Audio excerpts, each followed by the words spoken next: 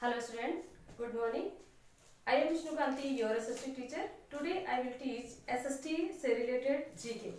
GK, GS से related question आज आप लोग पढ़ने वाले हैं हमारे साथ। स्टूडेंट, आज की क्लास बहुत ही इंटरेस्टिंग होने वाली है, क्योंकि हमने कंबाइंड GK इस पे मेंशन किया हुआ है। तो पहला क्वेश्चन हम देखते हैं, क्योंकि वीडियो में टाइम हम वेस्ट ना करते हुए पहले ही हम क्वेश्चन आंसर को सॉल्व करने की कोशिश करते हैं। पहला क्वेश्चन है आपका, नीला सेब किस देश में पाया जाता है। स्टूडेंट, आपके देश में रेड कलर के सेब होते हैं और कहीं आपको येलो कलर के भी दिख सकते हैं, लेकिन नीले कलर का सेब अगर आपको चाहिए तो आपको कहाँ जाना पड़ेगा? चीन। स्टूडेंट, आज आप लोग हमारे साथ चलने वाले हैं चीन, क्योंकि वहां पर नीले कलर के सेब आपको खाने के लिए मिलने वाले हैं। ओके स्टूडेंट, इसके बाद अगला क्वेश्चन है, संविधान की हृदय और आत्मा किसे कहा जाता है। संविधान की हृदय और आत्मा, संविधान के जो सब पहले ही पन्ने में लिखा होता है प्रस्तावना, उसको हम संविधान की आत्मा या संविधान का हृदय कहते हैं। स्टूडेंट, अनुच्छेद 32 को संविधान की आत्मा किसने कहा था? जब भीमराव अम्बेडकर साहब ने संविधान को पेश किया संविधान सभा में कि संविधान अब बनकर के तैयार हुआ है, तो अम्बेडकर साहब जी से पूछा गया कि इस पे सबसे मेन पॉइंट क्या है, इस पे आपको सबसे बहुमूल्य चीज क्या आपको समझ में आई। तब अम्बेडकर साहब ने कहा, बाबा साहब अम्बेडकर ने कहा कि संविधान में अनुच्छेद 32 को संविधान की हृदय और आत्मा आप इसे कह सकते हैं, सबसे मेन पॉइंट है। उसके बाद स्टूडेंट आता है 26वां संविधान संशोधन 1971 में किया गया था। उससे क्या किया गया था? राजा और बड़े बड़े जो लोग होते हैं उनको उपाधियां और अधिकार जो दिए गए थे, इससे अनुच्छेद 32 का जो संविधान संशोधन किया गया, अनुच्छेद 26 में जो संविधान संशोधन किया गया है 1971 में, इससे क्या किया गया था स्टूडेंट? इससे राजाओं की उपाधियों का अंत कर दिया गया था, उनके अधिकारों को, विशेषाधिकारों को समाप्त कर दिया गया था। इसके तहत देश के सभी नागरिक एक समान होंगे। इसके बाद अगला क्वेश्चन है, इस पुस्तक को बौद्ध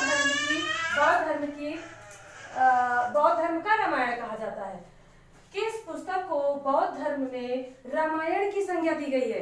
तो बुद्ध चरित्र जो लिखा गया है, बुद्ध चरित्र नामक पुस्तक को बौद्ध धर्म में रामायण की संज्ञा दी गई है। स्टूडेंट, अगला क्वेश्चन देखते हैं, सर्वप्रथम कृषि संबंधी प्रक्रिया का वर्णन किसमें किया गया है? कृषि संबंधी जो प्रक्रिया है बच्चों, उसका वर्णन अग्नि पुराण में, सबसे पहले अग्नि पुराण में इसका वर्णन किया गया है। इसके बाद अगला क्वेश्चन है, जैन ग्रंथों की रचना किस भाषा में की गई है? जैन ग्रंथों की रचना बच्चों प्राकृत भाषा में की गई थी। जैन ग्रंथों की रचना प्राकृत भाषा में की गई है। खलीफुल्लाह इसकी उपाधि मुबारक शाह खिलजी, खलीफुल्लाह की उपाधि मुबारक शाह खिलजी ने धारण की थी। खलीफुल्लाह जिसकी उपाधि धारण की थी मुबारक शाह खिलजी ने।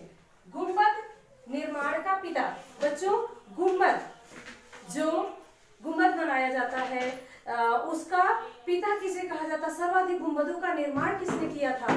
तो अलाउद्दीन खिलजी ने सबसे अधिक गुंबदों का निर्माण किया था, इसलिए अलाउद्दीन खिलजी को गुंबद का पिता कहा जाता है। लेनपुल ने सल्तनत काल का समुद्रगुप्त किसे कहा है? लेनपुल ने सल्तनत काल का समुद्रगुप्त किसे कहा है? तो बच्चों अलाउद्दीन खिलजी को, अलाउद्दीन खिलजी को लेनपुल ने सल्तनत काल का समुद्रगुप्त कहा है। ओके बच्चों, इसके बाद पृथ्वी पर सर्वप्रथम विवाह किसका हुआ था? पृथ्वी पर सबसे पहली बार अगर एक हस्बैंड और वाइफ का, एक लड़की और एक लड़के का विवाह होता है, तो वो विवाह सर्वप्रथम मनु का हुआ था। मनु और शत्रुपा का सर्वप्रथम पृथ्वी पर विवाह संपन्न हुआ था। इसके बाद बच्चों एक क्वेश्चन आता है, मसालों का बगीचा किसे कहा जाता है? तो मसालों का बगीचा बच्चों केरल राज्य को कहा जाता है। ओके बच्चों, आज के लिए इतने ही क्वेश्चन। नेक्स्ट वीडियो में हम और क्वेश्चन आपके लिए अच्छे क्वेश्चन लाते रहेंगे।